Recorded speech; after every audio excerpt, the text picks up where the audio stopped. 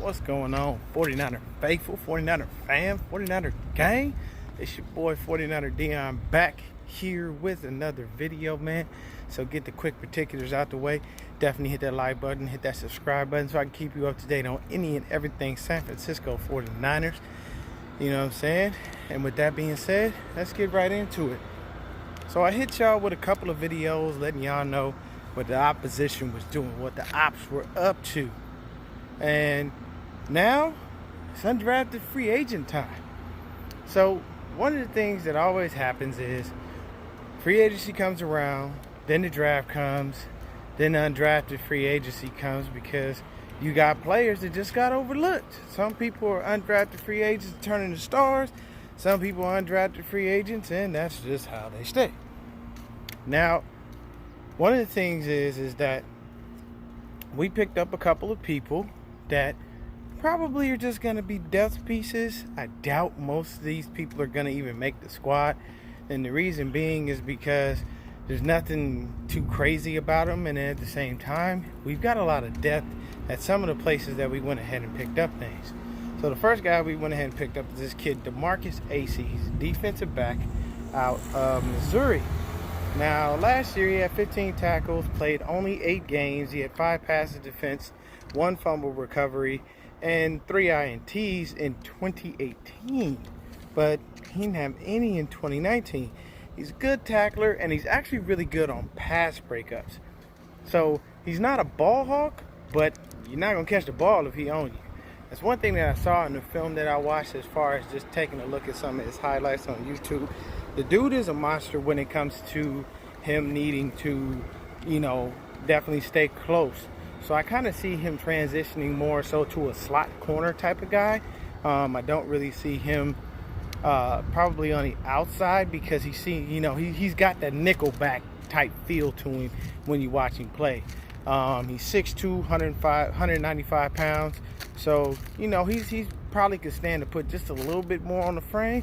But as far as him, man, I see if we don't re-sign K1, which would be dumb in my eyes, if we don't re-sign K1, I could see this guy kind of stepping into that kind of a role just because I see the way he works and what he does. So Acey's got a little bit of a shot, you know what I'm saying? He's got some dog in him, I tell you that much, man. He's got a lot of fight.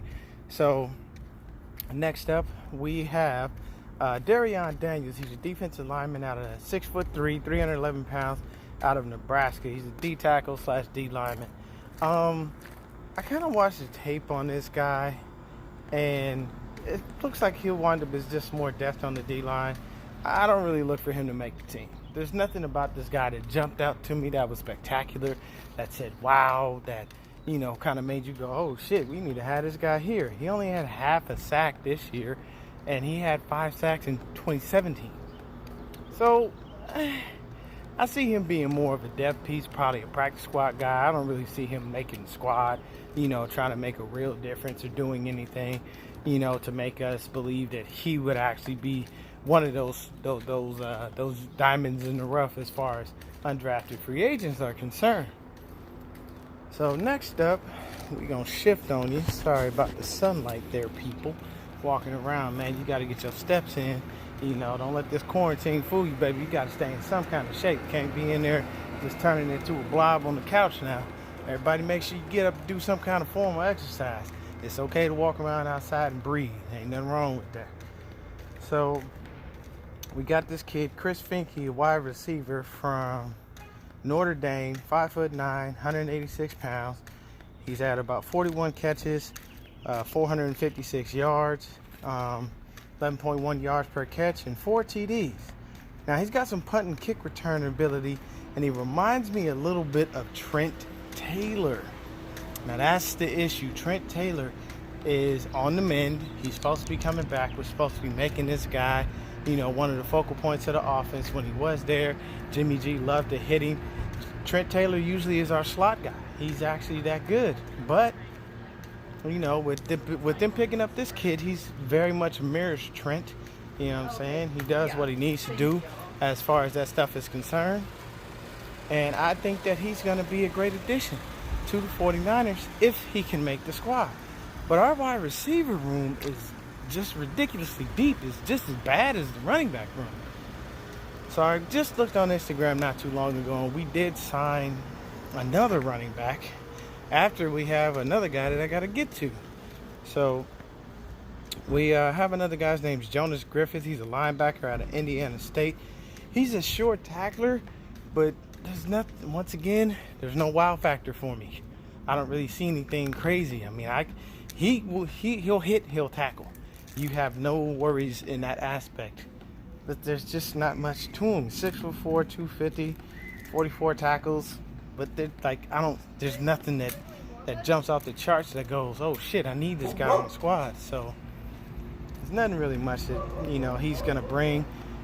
Maybe some kind of backup, but I don't really think he's gonna make the squad. I don't see anything in him that, like I said, jumps off the charts that makes you believe he's gonna be that guy. So next up we got Chase Harrell. He's a tight end out of Arkansas, 6'4", 249 pounds. He had 3 catches for 34 yards, and 11.3 yards per catch, 1 TD. He's going to be a blocking tight end. He's going to be fighting with Chase Warner. He's going to be fighting with Ross Dwelly for that backup spot. That's it. I don't see anybody really doing too much to, usurp George as the starter, obviously. But these guys will be fighting for the backup spot. Dwelly's got the leg up on everybody because he knows the system and he knows what to do. The only difference is that Warner seems to be a really good blocker, so you have a chance on him making the team. But this guy, ain't really nothing gonna happen with this kid, with this cat, really quick. So next up, this is the guy I was just about to tell you about, Jermichael Hasty, running back out of Baylor, 5'8", 205. This guy had 109 carries, 627 yards, 5.8 yards per catch, and 7 TDs. Now, this kid right here, man, I watched this tape and I watched his film. Bro, when I tell you this kid was off the charts, man, this is a Shanahan kind of guy. Fast back, good receiver out of the backfield. He runs in between the tackles. But the thing is I like him. When you watch him on tape, it's like, yeah, I could I could fuck with this dude. Yeah, he's definitely a great back. But then you think about it, we already have too many backs. And we just signed another dude. I can't remember his name. He was getting a lot of hype after the draft, but I cannot remember his name. I think he went to Hawaii, the running back for Hawaii. If anybody knows who that is, definitely put it in the comments. I can't remember right now. But we got more than enough backs. Bro, you got to go up against Tevin. You got to go up against Raheem. You got to go up against Jeff Wilson Jr. And Jed McKinnon's supposed to be back. So you already got 4 backs that are on the squad that are viable threats. You know what I'm saying? And we was running with Mostert and Coleman the whole time. Jet wasn't even a factor. And then Jeff Wilson Jr. came in and we used him. So you got a lot of competition, and to have that many backs there, I just don't know. We just got rid of Matt Breida and sent him off to Miami. So unless we gonna cut somebody, there ain't no room for any more backs on squad. I'm sorry, there just isn't. You know what I'm saying? So we don't really have much else when it comes down to it. As far as room for running backs, room for wide receivers, we don't have the space, people. There's not enough room. So the other thing, the last guy we got some kid named Josh Hokett. He's another fullback. I would say if this kid can be, that kind of a fullback where he could be a Swiss Army knife like Juice, after this year, Juice is gone. Because they'll be able to keep this kid and he'll be a heck of a lot cheaper.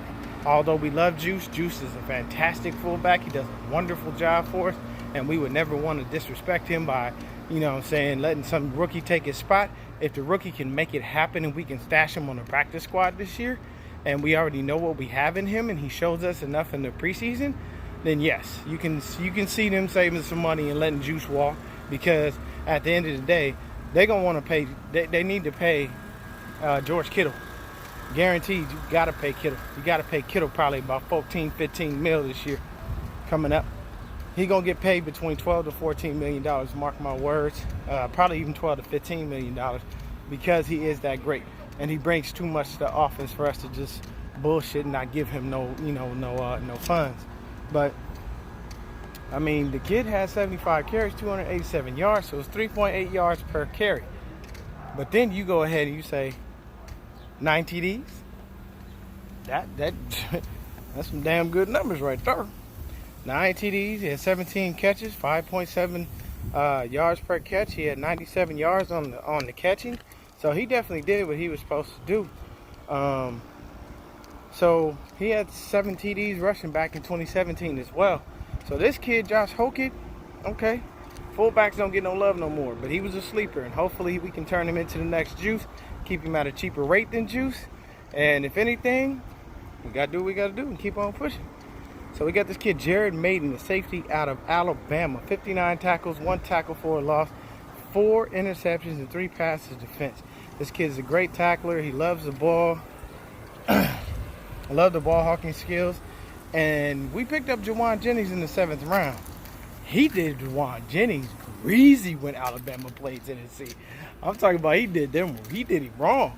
He had Jennings for coughing up the ball and everything. People, I'm guaranteeing you, y'all ain't knowing, man. Jawan, he pretty sure he doesn't want to see that guy on the other side of the field as it pertains to him. But this kid, he can definitely pick up at the safety spot. I think he definitely does make the squad. He's a sleeper. Very surprised that nobody picked him up and that he wasn't a factor in anyone's draft. But as far as I can see, baby, this man did the damn thing. He should have been drafted.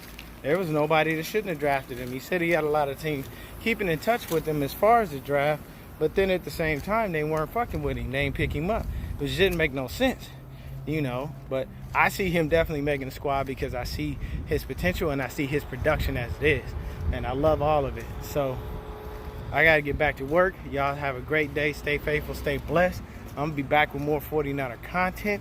I will not stop because there's so much more to get into. We got to go over the roster now and figure out how many receivers and who's going to make it. There's so much more to get into. I'll be back with more videos. Y'all stay faithful. Y'all stay blessed. Remember to get up and exercise. Walk outside of your house. Walk around.